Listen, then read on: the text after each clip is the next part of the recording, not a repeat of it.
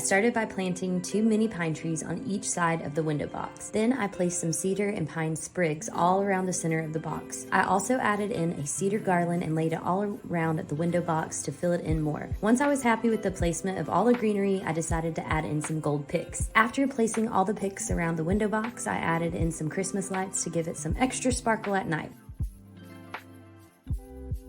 I'm just going to take this and drape it over my chandelier. I picked up this fabric at a local fabric store on clearance. I'm just gonna kind of zhuzh across the middle of the table there. I picked up on Amazon some fun little mirror ball dollar store silver chargers and white dinner plates. I have these pretty silver salad plates, and then I'm gonna top those with a pretty little appetizer plate. I bought at Michael's these little silver beads, so we're just gonna sprinkle those on the table. Plain, clear wine glasses. Added a little silver metallic bow instead of a more formal napkin ring. And we're down to flatware for the table. Now, if you're familiar with these little lights, battery operated lights, that's how I'm going to finish our table. But I'm just going to tuck that right among our garland. Grab some pine cones, place some rocks and a planter, add in some greenery, place the pine cones on top, hot glue together to make them higher, add in some fairy lights.